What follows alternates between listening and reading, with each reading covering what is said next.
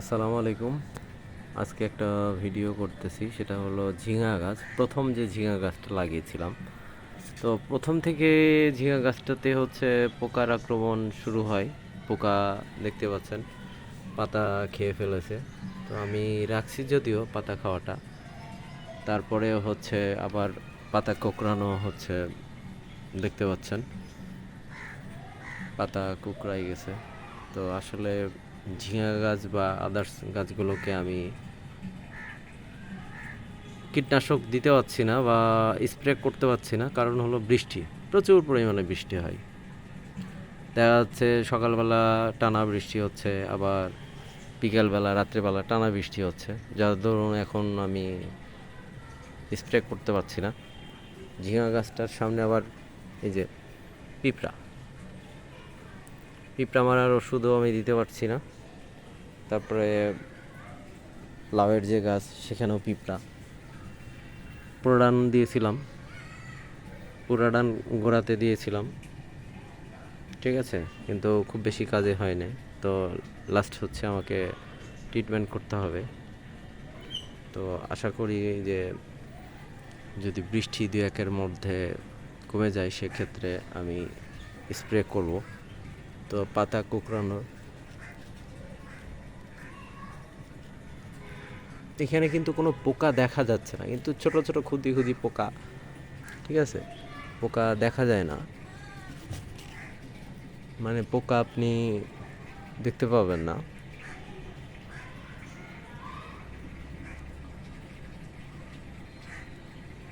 পোকা ওইভাবে দেখা যায় না, চোখে পড়ে না, কিন্তু পাতা কুকড়ায় যাচ্ছে।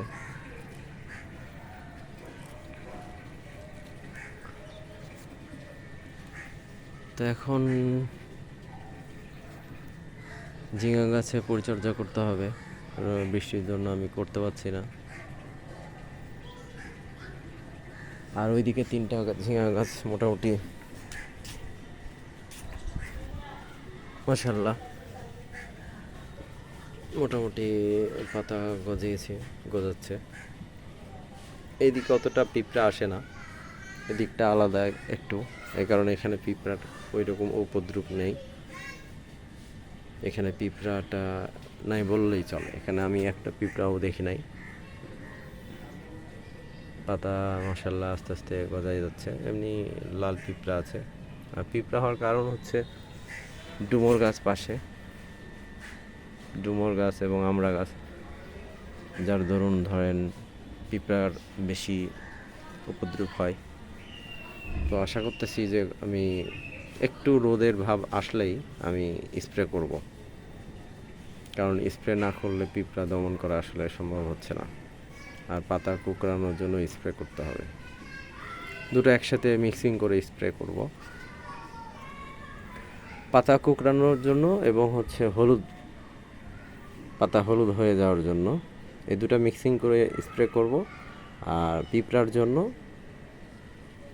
স্প্রে করতে পারি, অথবা মাটির গোড়ায় আমি দিতে পারি, দেখা যাক কোনটা কি করি। তো তাহলে দেখা যাক এখন কয়দিনের মধ্যে কি অবস্থা হয়।